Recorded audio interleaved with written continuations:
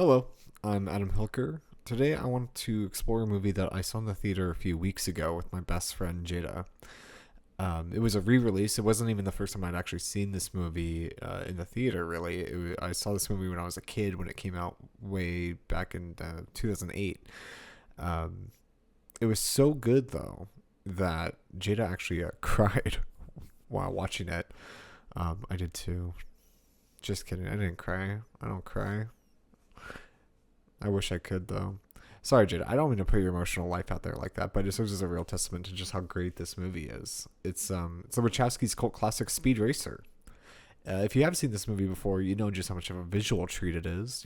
You know how good it is. If you haven't, honestly, I seriously recommend you go and check it out before even watching the rest of this video.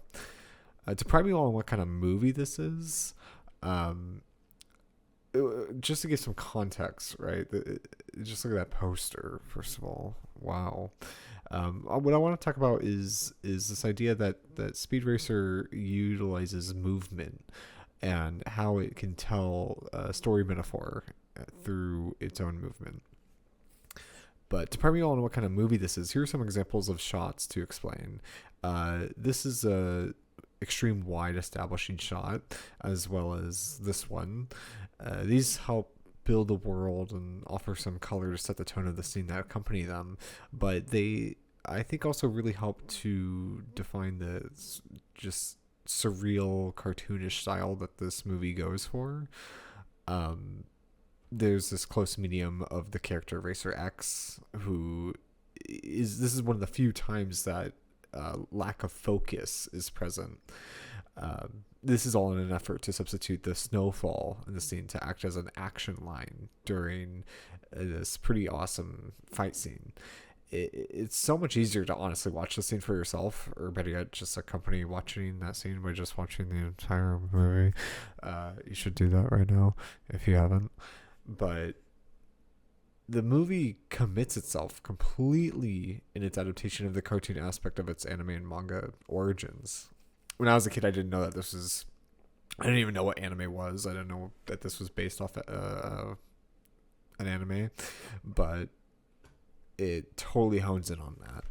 I mean, you have these like really dazzling close-ups. You have these moments where the focused it almost doesn't make sense with what's in frame. You have the character Spritle here, the little brother, who you zoom in on him and yet it doesn't it doesn't match the zoom in on the background, but it works. So essentially, rather than trying to sell the concept to the audience by grinding it down to something realistic or grounded, it's really attempting to serve you the story in its own madcap, colorful, 1,000 miles per minute style. And it really does this beautifully. And I want to show you an example of this with one of my favorite shots in the entire movie. Movement is arguably Speed Racer's strongest and most significant visual structure, and it's already visually packed vision. This shot right here just really emphasizes the use of relative movement and how it relates to Speed's relationship with his family and racing in just 3 seconds of the film's runtime. You know, this is a good 70 frames of cinematic gold right here during this climax. As Speed races to the finish line, memories play out in his head. You have this bird's eye view of the track. The camera is trucking frame left as Speed's car, the Mach 5, I think I'm getting that right. I don't know which one this one is, but it's drifting and it's significantly faster. This is an object in the frame and it's disappearing from the frame as quickly as it enters, and it's leaving behind this sort of melding visual. The choice to make this object move faster than the camera creates that relative movement, but it's highlighting just how fast and focused and skillful Speed is as the memory of Racer X's words race through him.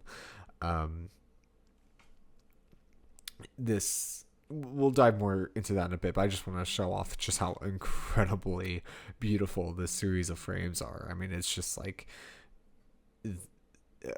it's just he's essentially just drifting through the track, and it's melting this art like paint being disturbed on the surface of water. Um, I'll go more into that metaphor in a bit. Let's try and dive a bit more into I'm kind of drifting off, so let's try and make sense of all this. Uh, let's start off with the whole sequence altogether. It's six or four to six shots in total.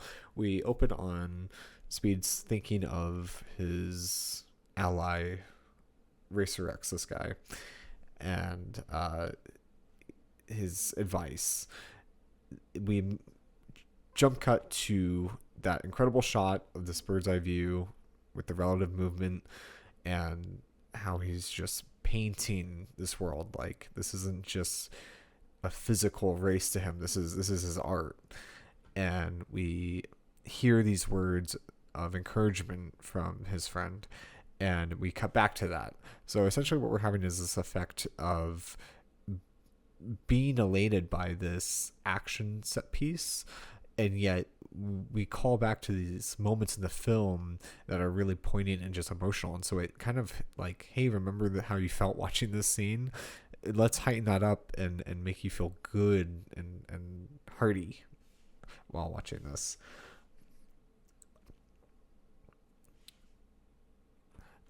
Right after this cut, you have we're back to the physicality of this race. We're back to the physical action of this kind of sport. As people criticize the visuals in this movie. They say it's basically the Wachowskis playing with Hot Wheels in the air, like action figures. That's fair. People have said it's basically like if you gave Robert Rodriguez $150 million and he just made another Spy Kids movie. That's also fair, but I think it's so much. You dive into it, you can really start to understand just how much thought there is into it. Throughout the movie, they talk about how racing is so much more of an art to Speed than a sport, and that kind of calls back to that idea of the paint on the water being disturbed. Like this track is his canvas and his car is just his brush. When you see this scene, all of it is just kind of melding together, and just these this all happens in like 3 seconds. It's 70 frames. It's a lot of frames, but it's just beautiful. That's about all I had to say about it. Again, great movie. Check it out if you haven't. Be prepared to be blown away. If you didn't catch it in the theaters, that sucks. Someday maybe they'll bring it back. It's on 4K. It's on 4K. Get it on 4K. It's like $60. That's a lot of money, but I don't care. Go watch this movie.